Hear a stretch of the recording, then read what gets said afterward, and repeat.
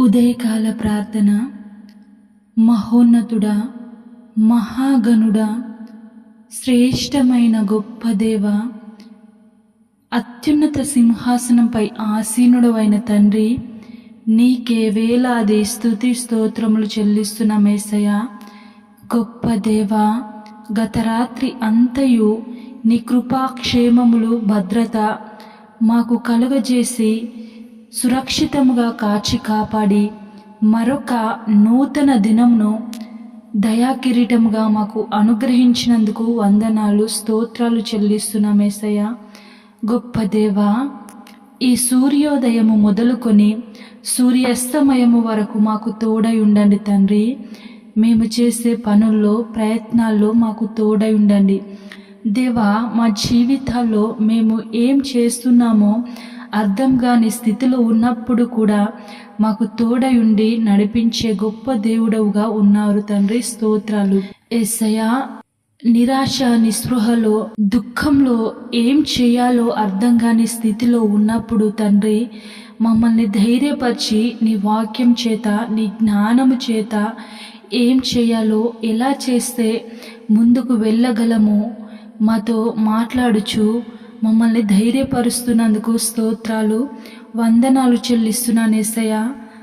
తండ్రి, ఈ రోజంతయు యేసయ్యా మాకు తోడై ఉండండి, మా బిడ్డలకు తోడై ఉండండి, మేం చేసే పనుల్లో, ప్రయత్నాల్లో తోడై ఉండండి తండ్రి. మా ప్రయాణాల్లో తోడై ఉండండి. గొప్ప దేవా, నీకే వందనాలు చెల్లిస్తున్నాను యేసయ్యా. దేవా, కనికరము గలవారు ధన్యులు, వారు కనికరము పొందుదురు. మత్తయి సువార్త 5వ అధ్యాయము 7వ వచనం ద్వారా మాతో మాట్లాడుచున్నారు తండ్రి.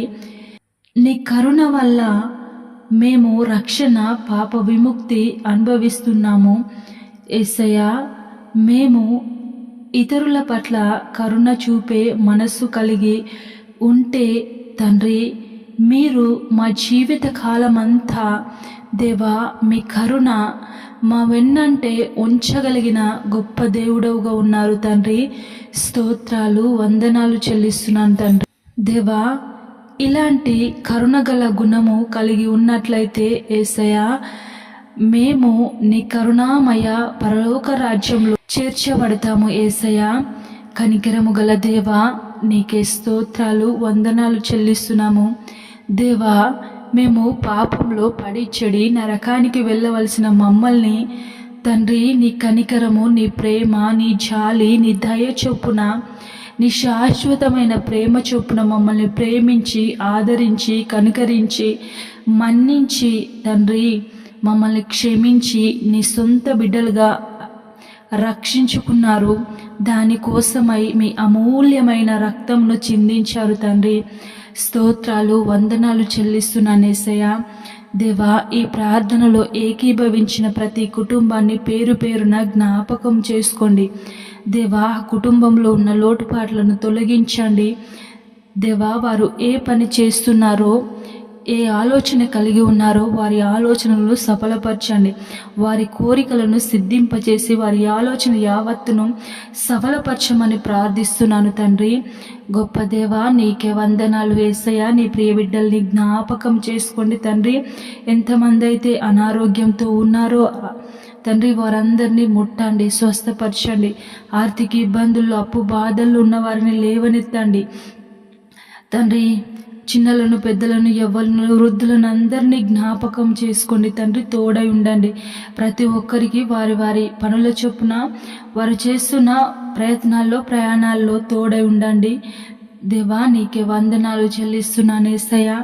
తండ్రి, పెళ్లి కాని యవ్వన బిడ్డలు ఉన్నారు, జ్ఞాపకం చేసుకోండి తండ్రి. సాటి అయిన సహాయమును దయచేయండి. అలాగే యేసయ్య, గర్భఫలము లేని దంపతులు ఎంతోమంది ఉన్నారు దేవా. వారిని జ్ఞాపకం చేసుకోండి, కనికరించి వారికి చక్కటి బహుమానాలను దయచేయమని ప్రార్థిస్తున్నాను తండ్రి. ఈరోజు పెళ్లి రోజు, పుట్టినరోజు జరుపుకుంటున్న ప్రతి ఒక్కరికి తోడై ఉండండి, ఆశీర్వదించండి, దీవించండి. మరొక నూతన సంవత్సరంను దయాకిరీటంగా వారికి అనుగ్రహించినందుకు స్తోత్రాలు, వందనాలు చెల్లిస్తున్నాను తండ్రి. యేసయ్యా, ఈ దినమంతయు దేవా మాకు తోడై ఉండండి. మా భారతదేశంను, తెలుగు రాష్ట్రాలను జ్ఞాపకం చేసుకోండి, దీవించండి, ఆశీర్వదించండి తండ్రి.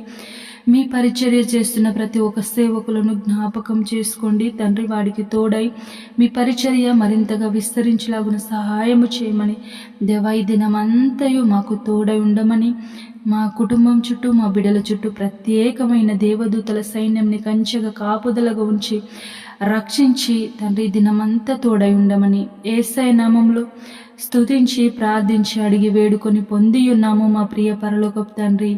ఆమేన్.